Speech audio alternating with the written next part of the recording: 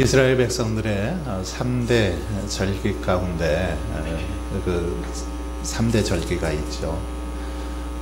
유월절, 그리고 맥주절, 초막절입니다.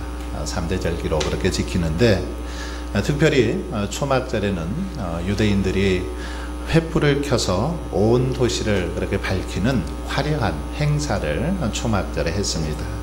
그리고 이때는 성전에 그 여인의 뜰이라고 하는 기도의 뜰이라고도 하죠. 이 기도의 뜰에 4개의 황금 촛대에다가 불을 밝혀서 예루살렘을 빛으로 밝히는 그런 상징적인 의식도 초막절에 행했던 것을 볼 수 있습니다. 오늘 본문은 바로 이런 초막절을 배경으로 하고 있습니다.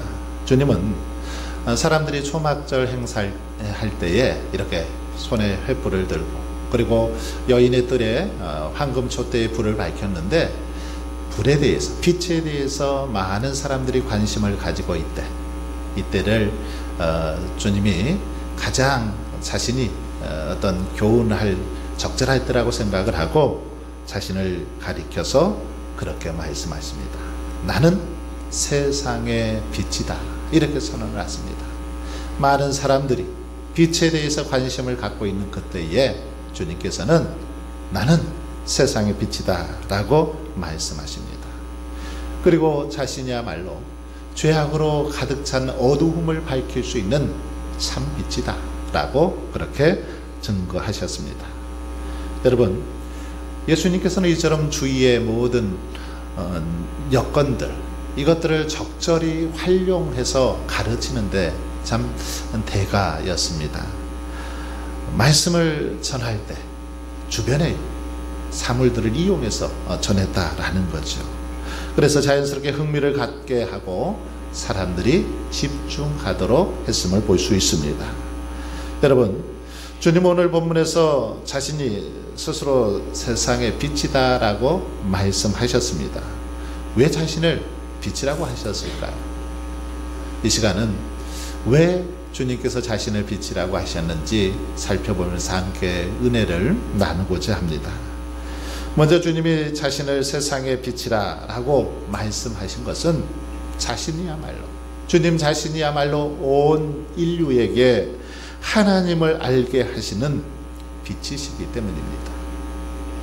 주님이야말로 하나님을 알 수 있도록 밝혀주는 빛이기 때문에 주님께서는 자신을 향해서 세상의 빛이다 라고 말씀하셨다라는 것입니다.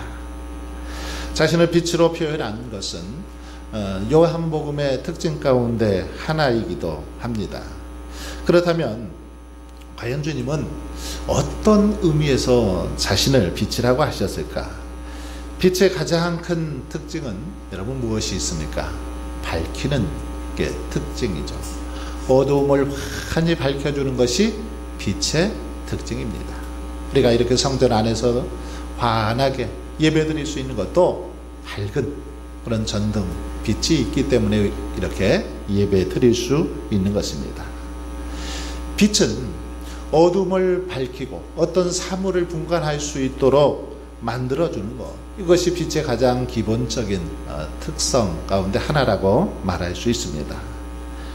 미국의 정치가였던 벤자민 프랭클린은 자기가 살고 있었던 필라델피아 지역에 정말 선한 그런 일을 하기를 원했습니다. 뭔가 좀 지역민들에게 선한 영향을 끼치길 원했습니다. 그래서 그는 아름답고 이렇게 예쁜 좋은 등불을 하나 등을 만들어서 자신의 집 그 밖에 선반을 만들어 놓고 등을 하나 그렇게 켜두었습니다. 그러자 동네 사람들이 이상하게 생각했습니다. 아니, 등불은 집 안에 두어야 되는데 왜 저렇게 집 밖에 두었을까 의아해 했습니다. 낭비라고 생각했죠. 그러나 한 주가 지나고 그리고 한 달이 지나면서 사람들이 깨닫기 시작했습니다. 집 밖에 등불을 켜두니까 밤에 이렇게 걸어 다니는데 참 편리했습니다. 길이 환히 밝혀져서 걷는데 너무너무 좋았습니다. 그리고 멀리서도 그 불빛을 보고 방향을 알 수 있었죠. 이것을 좋게 생각한 사람들이 하나 둘씩 집 밖에 자신들도 등을 달기 시작했습니다. 그래서 길거리가 환하게 되어졌죠. 여러분, 바로 이것이 가로등이 생기게 된 계기가 되었습니다. 오늘날 가로등이 없으면 밤거리 얼마나 정말 깜깜하고 또 무섭고, 또 가로등이 없으면 범죄도 더 잘 일어날 수 있지 않겠습니까? 그런데 이렇게 한 사람의 그 불빛을, 등불을 집 밖에다 두는 것을 통해서 가로등이 생겨나게 되었다라는 것입니다. 이렇게 가로등 불빛이 여러분 깜깜하게 밤거리를 환하게 밝혀주는 것처럼 우리 예수님은 우리들의 깜깜한 삶을 환히 밝혀주셨습니다. 그러면 예수님은 우리의 어떤 깜깜한 삶을 밝혀주셨습니까? 바로 하나님과 그분의 뜻을 알도록 우리 주님은 밝혀주셨습니다. 하나님의 뜻이 무엇인지, 하나님의 어떤 분이신지를 주님은 밝혀주시는 그런 빛과 같은 삶을 사셨다라는 것입니다. 본래 하나님의 뜻을 밝히고 알게 하는 것을 계시라고 하죠. 하나님은 유대민족에게 율법을 통해서 당신과 당신의 뜻을 계시해 주셨습니다. 그러나 유대민족 위의 사람들, 이방인들은 이 계시를 받지 못했습니다. 그러므로 다른 민족들은 하나님의 존재도 뜻도 알지 못했습니다. 그래서 그들은 영적인 무지로 인해서 죄의 암흑 가운데 빠져 죽어가야만 했던 것이죠. 그렇다면 여러분, 유대인들은 어떨까요? 유대인들은 계시를 받은 민족들인데 어떻게 되었습니까? 율법을 통해서 하나님을 온전하게 알게 되었을까요? 그래서 그들이 하나님을 제대로 믿고 구원에 이를 수 있었습니까? 그렇지 않습니다. 히브리서 기자는 율법도 하나님의 그림자밖에 알려주지 못한다라고 했는데 율법을 통해서 하나님을 온전히 알 수는 없었다라는 거죠. 그렇습니다. 유일하게 하나님의 계시를 소유했던 유대 민족도 하나님과 그의 뜻을 온전하게 알지는 못했습니다. 율법은 하나님과 그 뜻에 대해서 간접적인 지식만 제공할 뿐이기 때문이죠. 간접적으로만, 그림자처럼만 그렇게 알려주기 때문이라는 것입니다. 그래서 하나님을 온전하게 이해할 수는 없습니다. 율법의 특징이 무엇입니까? 율법은 조금만 어겨도 심판하시고 진노하시는, 징계하시는 게 바로 율법이죠. 그래서 심판하시는 엄격한 이미지의 하나님만을 부각시키는 게 바로 율법입니다. 사랑의 하나님에 대해서는 가르쳐 주지를 못하죠. 그러므로 유대인들도 또 그 종교 지도자들도 하나님을 무섭고 엄중한 공의의 하나님으로만 알고 있었다라는 거죠. 그러나 성자 하나님이신 예수 그리스도께서 이 땅에 오심으로써 이런 사람들에게 하나님이 어떤 분이신지를 가르쳐 주셨습니다. 율법으로는 제대로 가르쳐 주지 않았지만 예수 그리스도께서 이 땅에 오심으로 하나님의 어떤 분이신지, 하나님의 뜻이 무엇인지를 바로 분명하게 가르쳐 주셨다라는 것이죠. 즉 그리스도의 성품이 하나님의 성품이요, 그리스도의 모습이 곧 하나님의 모습이다라는 사실을 가르쳐 주셨습니다. 그리스도께서 죄인들을 용서하시고 십자가를 지신 것, 이것이 하나님의 마음이요 하나님의 사랑임을 보여주셨습니다. 여러분, 사람이 어떤 것에 대해서 아는 방법 여러 가지가 있을 것입니다. 소문을 통해서 들어서 알 수도 있습니다. 또는 어떤 글로, 서신으로 알 수 있습니다. 오늘날 같은 경우는 인터넷 같은 그런 매체들을 통해서 정보를 입수할 수도 있습니다. 매우 다양한 방법을 통해서 어떤 것들을 우리가 배워가고 알아갈 수 있는데, 그러나 가장 상대방을 정확하게 알 수 있는 방법은 뭐니 해도 바로 그 사람을 직접 대면해서 만나는 거죠. 그 사람과 인격 대 인격으로 만나서 눈을 보고 그 사람의 목소리를 듣고 또 그 사람의 감정을 느끼면서 서로 교제하는 것, 이것이야말로 그 사람을 가장 잘 알 수 있는 방법입니다. 이와 같이 예수 그리스도는 인격적인 교제를 통해서 하나님을 알 수 있도록 바로 인간의 몸을 입고 이 땅에 오신 분이 예수님이라는 것입니다. 하나님이 어떤 분이신지를 보여주시기 위해서 이 땅에 오신 예수 그리스도입니다. 그래서 우리가 볼 수도 없고 상상할 수도 없고 느낄 수도 없는 하나님을 우리 주님께서 몸소 보여주셨다라는 것입니다. 그러므로 우리는 그리스도의 인격과 그리스도의 사역, 그리스도의 가르침을 통해서 하나님의 어떤 분이신지, 하나님의 사랑이 무엇인지를 깨달을 수 있는 것입니다. 여러분, 주님께서는 하나님 아버지를 보여달라는 그 제자들에게 그렇게 말씀하셨습니다. 내가 이렇게 오래 너희와 함께 있으되 내가 나를 알지 못하느냐? 나를 본 자는 아버지를 보았거늘 어찌하여 아버지를 보이라 하느냐? 나를 본 자가 아버지를 보았다 라고 제자들에게 그렇게 말씀하셨습니다. 이처럼 예수님께서는 영적으로 소경된 우리들에게 하나님 아버지를 보여주시기 위해서 이 땅에 빛으로 오셨습니다. 죄악으로 죽어가는 온 인류에게 하나님을 알게 하는 빛이 되시기 위해서 오셨다라는 거죠. 그래서 하나님이 어떤 분이신지, 그분의 성품, 그분의 계획, 그분의 사랑이 무엇인지를 가르쳐 주셨습니다. 사랑하는 여러분, 그러므로 우리가 하나님이 어떤 분인지를 알길 원한다면 어떻게 해야 될까요? 예수 그리스도를 알기에 힘써야 될 줄 믿습니다. 예수 그리스도를 바로 알 때 우리는 그 속에서 하나님을 알 수 있다라는 것입니다. 예수 그리스도와 더 깊은 교제, 더 인격적인 만남을 갖기를 원합니다. 왜냐하면 그래야만 우리가 예수님을 통해서 하나님을 알 수 있기 때문입니다. 그럴 때 빛이신 주님께서 하나님을 알 수 있도록, 하나님을 만날 수 있도록 인도하여 주시기 때문입니다.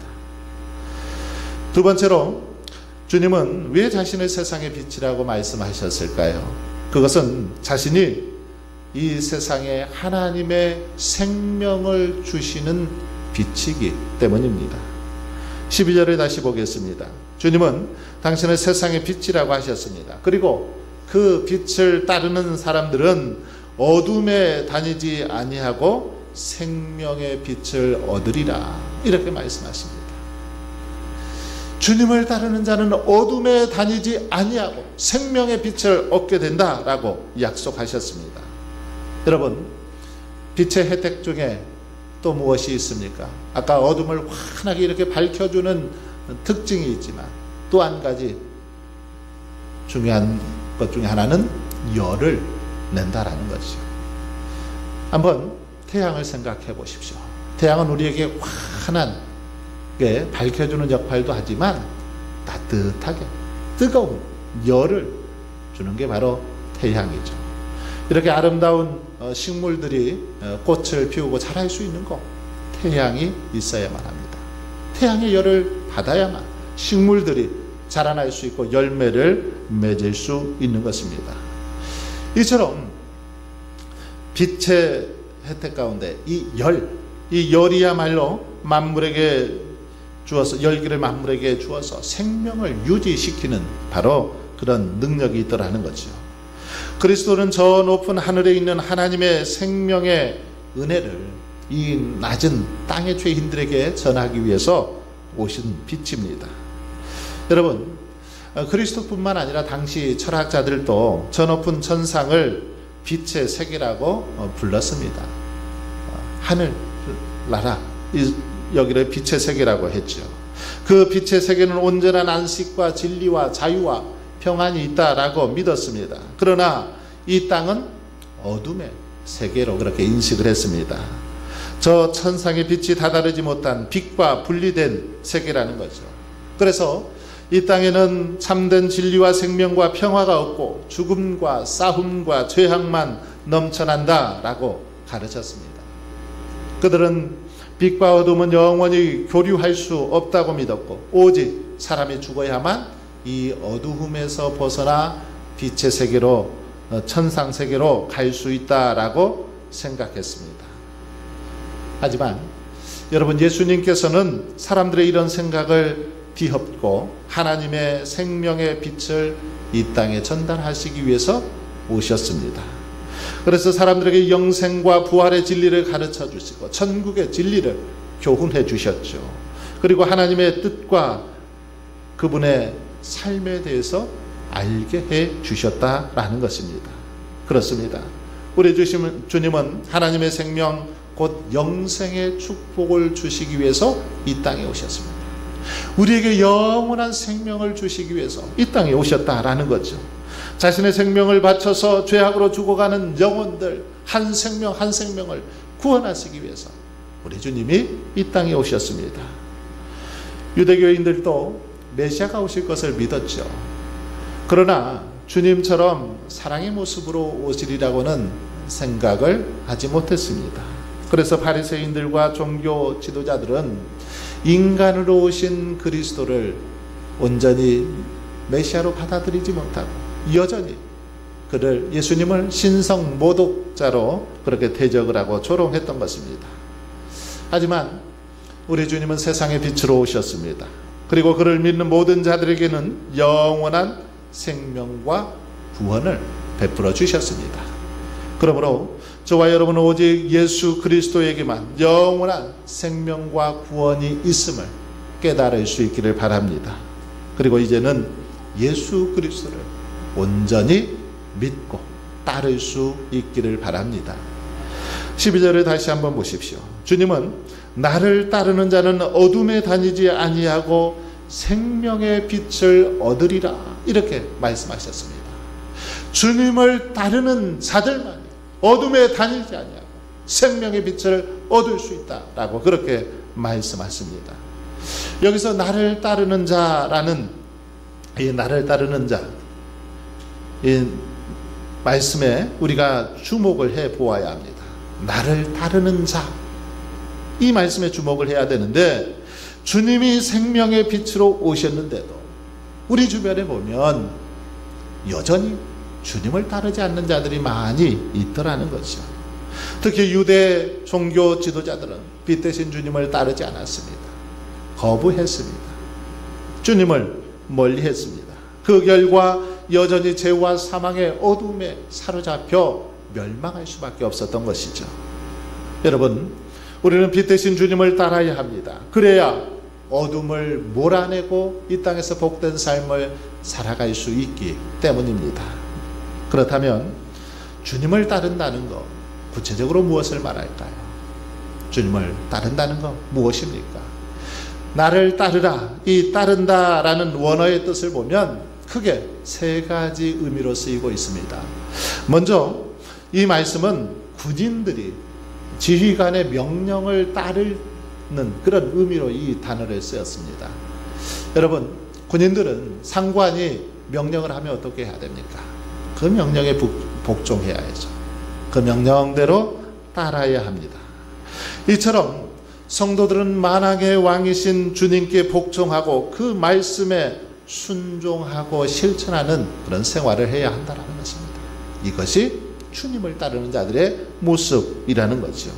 그래야만 하나님께서 보호해 주시고 하나님께서 약속하신 복을 누릴 수 있다는 것입니다.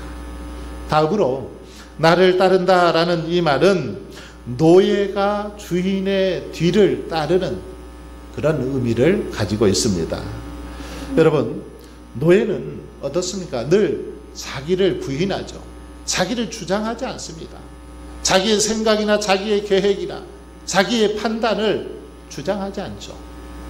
주인이 명령한 대로, 주인의 뜻대로 행동하는 것입니다. 오직 주인의 뜻만을 섬기며 모든 영광을 다 주인에게 돌리는 게 노예의 삶입니다. 주인을 섬기는 것이 노예의 보람이요 기쁨이기 때문이죠. 이와 같이 성도들은 자신을 주님의 종으로 여기고 자기를 쳐서 복종시키고 주님께서 가신 십자가를 지고 십자가의 길을 같이 그렇게 가는 것이죠. 그 길이 아무리 험하고 어려운 고난의 길이라 할지라도 가야 합니다. 주님께서 걸어가신 그 길을 묵묵히 함께 걸어갈 때에 우리는 주님의 참된 친구가 될 수 있습니다. 주님을 온전히 따를 때에 주님은 나의 종이 아니라 친구로 여겨주신다라고 말씀하셨기 때문입니다. 끝으로 따른다라는 말은 어떤 사람의 가르침이나 국가나 또는 단체의 법을 받아들이고 그대로 행한다라는 의미가 있습니다. 그러기에 여러분 성도들은 하나님의 말씀을, 하나님의 가르침을, 주님의 가르침을 그대로 받아들여야 된다는 거죠. 주님께서 가르쳐 주신 교훈들, 말씀들 그대로 다 받아들이고 인정한다라는 것입니다. 그대로 행한다라는 것입니다. 주님의 명령대로 그대로 믿고 따르는, 이것이 주님을 따르는 자들의 모습입니다. 그럴 때 하나님께서는 하나님의 축복과 은혜와 진리와 평강의 빛이 우리의 영혼에 활짝 그렇게 환히 비춰지게 될 것입니다. 여러분, 이와 같이 우리들이 생명의 빛, 즉 영생을 소유할 수 있는 유일한 조건은 예수 그리스도를 따르는 것입니다. 특히 여기서 나를 따르는 자라는 말씀을 보면 단수로 쓰여져 있습니다. 나를 따르는 자들, 복수로 쓰여지지 않고 나를 따르는 자, 단수로 쓰여졌죠. 이것은 어떤 의미가 있을까요? 생명의 빛을 얻기 위해서는 개개인의 믿음의 결단이 중요하다라는 사실을 보여주고 있습니다. 우리 자신의 한 사람의, 그 사람의 믿음이, 결단이 중요하다라는 거죠. 그러나 당시 유대인들은 어떻습니까? 자신들이 이방 민족들과 구별된 선민이라고 생각하고 선민이 되었다는 자체만으로 구원받을 수 있다, 그렇게 착각을 했습니다. 하지만 절대 그렇지 않죠. 우리들이 교인이라고 또는 교회에 등록했다고 구원받는 것이 아니라는 것입니다. 아무리 교회를 나오고 신앙생활을 해도 개인적으로 예수 그리스도를 구주로 믿고 영접하지 않고서는 하나님의 자녀가 될 수 없다는 거죠. 주님을 온전히 믿고 따라야만 생명의 빛을 받을 수 있다는 사실입니다. 캐나다에 이 케이프 브레톤이라는 섬이 있는데 이 섬에는 엄청나게 큰 탄광이 있었습니다. 이 탄광에서는 작업을 위해서 여러 마리의 이 말을 사용했습니다. 많은 사람의 힘으로 다 할 수 없으니까 많은 말을 이렇게 사용했는데, 그런데 이 말들을 한번 이렇게 아주 깊은 탄광 속에 들여보내면 이 말들은 죽을 때까지 그 탄광 속에서 나오지를 못했습니다. 왜 그럴까요? 왜 한번 들어가면 나오지 못했습니까? 한번 들어가면 이미 깊은 어두움에 이 말들이 적응을 해서 밖으로 나오는 순간 말들은 눈이 실명할 수밖에 없다라는 것입니다. 그러면 나와도 말의 구실을 제대로 할 수 없기 때문에 죽을 때까지 한번 들어가면 거기서 그렇게 있어야 됐다라는 것입니다. 여러분, 우리의 삶도 마찬가지입니다. 깊은 탄광처럼 죄악이 깊은 수렁에 빠져서 적응하는 순간 우리의 생명은 끝난 것과 다름없습니다. 평생 죄악의 어두운 세력에 사로잡혀서 죄의 노예로 살아갈 수밖에 없더라는 거죠. 그러면 이런 인생들 어떻게 새로워질 수 있을까요? 어떻게 다시금 빛된 삶을 살 수 있습니까? 그것은 우리들이 빛 되시는 예수 그리스도를 따를 때에 가능한 줄 믿습니다. 예수님을 온전히 구주로 믿고 섬길 때 우리의 삶은 영원한 생명을 얻게 되고 빛된 삶을 살아가게 될 줄 믿습니다. 여러분, 오늘 본문에서 예수님께서는 자신을 세상의 빛이라고 그렇게 말씀하셨는데, 마태복음 5장 14절에 보면 우리들을 향해서도 세상의 빛이다라고 그렇게 말씀하셨습니다. 우리를 향해서도 너희들이 세상의 빛과 소금이다라고 말씀하셨죠. 이 말씀을 보고 어떤 사람들은 착각하고, 아하, 우리도 예수님과 동일한 그런 존재구나, 예수님처럼 동일한 능력이 있는 사람들이구나 오해할 수 있습니다. 그러나 여러분, 그렇지 않습니다. 빛에는 태양과 같이 이렇게 스스로 빛을 내는 발광체가 있습니다. 반면에 달과 같이 빛을 받아야만 그 빛을 이렇게 반사해서 내는 반사체가 있죠. 예수님은 어떤 분일까요? 예수님은 빛의 근원이시죠. 빛 자체의 힘으로 발광체이십니다. 태양과 같은 발광체가 우리 주님이시라는 거죠. 반면에 우리들은 어떻습니까? 예수님의 빛을 받아야만 빛을 뿜어낼 수 있는 반사체들입니다. 따라서 예수님께서 우리 안에 계시지 않으면 우리는 빛을 발할 수 없습니다. 여러분, 그렇습니다. 예수님을 통하지 않고는 생명의 빛, 영생의 빛을 얻을 사람들 한 사람도 없다라는 것입니다. 세상의 빛이신 예수님 안에 있는 사람들을 통해서만 이 세계는 어두움을 벗고 밝은 빛으로 변화될 수 있다라는 것입니다. 예수님의 빛을 소유한 사람들을 통해서 가능하다라는 거죠. 사랑하는 성도 여러분, 주님은 죄와 사망으로 가득한 암흑 같은 이 세상에 생명과 진리, 영생의 빛으로 오셨습니다. 그러나 아무리 주님의 빛이 밝고 환해도 찬란해도 주님을 받아들이지 않으면 아무 소용이 없습니다. 한번 보십시오. 태양빛이 아무리 환히 그렇게 떠올라도 창문을 꽁꽁 닫아놓고 커튼을 쳐버리면 빛이 집 안으로 들어올 수 없습니다. 창문을 활짝 열어 제치고 커튼을 다 제쳐야만 빛이 들어오는 것이죠. 그러므로 저와 여러분은 마음의 창문을 활짝 열고 이 세상에 빛으로 오신 주님을 맞이할 수 있기를 바랍니다. 그래서 주님을 온전히 따르며 이제 빛 대신 주님과 늘 하루하루 동행하며 살아갈 수 있기를 바랍니다. 그래서 저와 여러분이 가는 곳곳마다 모든 어두움들이 다 사라지고 밝고 환한 세상들이 펼쳐질 수 있기를 주님의 이름으로 축원합니다.